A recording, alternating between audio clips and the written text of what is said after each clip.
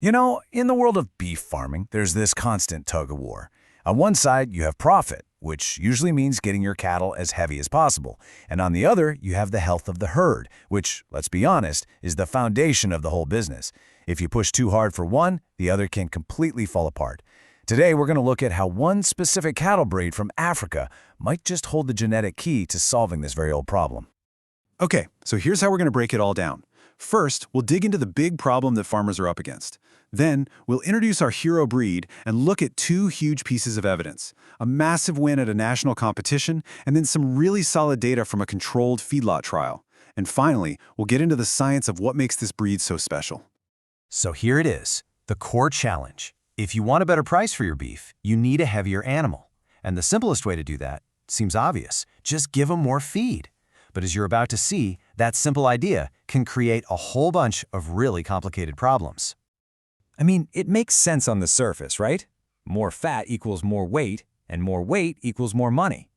But this is actually one of the biggest misunderstandings in the cattle business. The truth is, pushing for that maximum weight can backfire in a really big way, especially when it comes to a cow's most important job, making more cows. Now this is where it gets really interesting. It shows you that both ends of the spectrum are bad. Obviously, not feeding an animal enough is a problem. But just look at that list for overnutrition. We're talking decreased egg quality, more infections, and the big one, reduced fertility. So the very thing you're doing to make more money this year could actually be wrecking your herd for years down the line. And this is a terrifying and very expensive consequence. It's not about the calf being too big. That's mostly down to genetics. The real problem is the mother. Overfeeding can cause so much internal fat that it literally blocks the birth canal. That leads to incredibly difficult, dangerous, and sometimes even fatal births. It's a massive issue both for animal welfare and for the farmer's wallet. Okay, so if just pumping animals full of feed isn't the right answer, then what is? Well, let's take a look at a solution that didn't come from some high-tech lab, but from centuries of survival on the tough South African plains, the Boran. So, meet the Boran. This breed was literally forged in a harsh environment. It developed traits that are the total opposite of that high-input, high-problem model we were just talking about. These animals are first and foremost survivors, and as it turns out, they're incredibly efficient. And this right here is the key. Just look at these traits. They do well on poor quality food, they're amazing at turning that food into meat, they hardly ever get sick, and they're fantastic moms. Oh, and that medium frame? It means a farmer can actually keep more animals on the same piece of land. This is basically the genetic recipe for a low-cost, sustainable farm. But that, of course, brings up a huge question. It's one thing to be a tough animal out on the pasture. It is a completely different ballgame to compete in the high-stakes, data-obsessed world of commercial beef, where every single gram and every single dollar matters. Can the Boran's natural toughness actually translate into commercial success? Well, our first piece of evidence comes from the ultimate test, a national competition where the best of the best from every single breed go head-to-head. And this is a really big deal.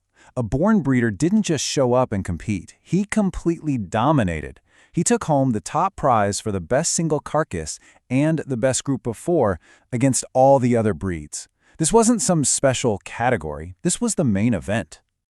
And the data absolutely backs it up. Look at these grades, mostly A2, which is pretty much the ideal grade for young, lean animals that give you high-quality meat.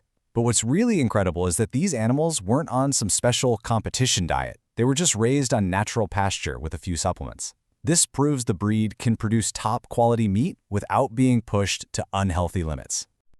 Now, winning a competition is super impressive, but what happens when you put the Boran into a strict, controlled scientific trial? The Boran Cattle Breeders Society wanted to find out, to get some hard numbers on how this indigenous breed really performs in a modern feedlot. And these are the guys right here. A group of 36 purebred Boran bulls were sent to a commercial feedlot. That's a place where they're fed a high-energy diet to get them to market weight quickly. And here, everything was measured, analyzed, and compared. No guesswork, just cold, hard data. The way they did it was super simple and transparent. The animals were fed for 132 days and, this is really important, they were given 0 growth promoters. This was a pure test of the breed's natural genetic ability. And the first result was just astounding, an average daily gain of 1.78 kilograms. Now, to put that in perspective, that is an excellent growth rate for any breed. It proves the Boran can not only hang in there, but actually thrive and pack on muscle in a feedlot. Okay, but this number might be even more important. A feed conversion ratio of 5.55. What that means is for every 5.55 kilograms of feed they ate, they put on 1 kilogram of weight. In the cattle world, that is a phenomenal level of efficiency. It means lower feed costs and more profit for the farmer. Simple as that. So what about the final product? The results were described as beyond expectations. Almost half the group, 47%, got the top-tier Class A grade, which is the best quality you can get, even though these animals were a bit older than what you'd normally find in a feedlot. It just shows exceptional quality. So, we've seen what the Boran can do. Now let's talk about why. What is going on in their genetic code that lets them deliver these incredible, efficient results from the pasture all the way to the plate? And this slide really tells the whole story, doesn't it? On the left, you've got the genetic potential, just walking around in a field. On the right, you have the high-quality carcass that potential creates. The real trick is being able to spot the best genetics on the left before you get to the final product. And this is how they do it. With tech like real-time ultrasound, breeders can literally see inside a live animal. They can measure things like muscle size and fat and pick the absolute best animals to breed from. It's almost like having X-ray vision for finding the most profitable cattle. So what do these superior genetics mean for the person who actually eats the steak? It means quality. According to Dr. Helena Theron, a geneticist, the science shows Boran meat is just naturally very tender compared to other breeds. That's not just luck. It's a trait you can measure and breed for.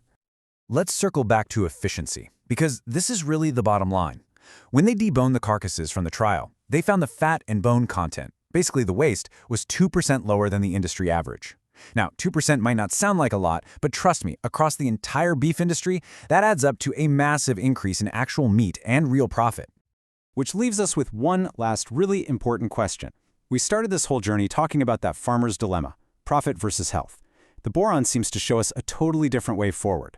It's a path that moves away from the old method of just pushing animals with more and more feed. Maybe the smartest, most sustainable, and, in the end, the most profitable path isn't about more inputs at all, but about choosing the right genetic blueprint from the very beginning.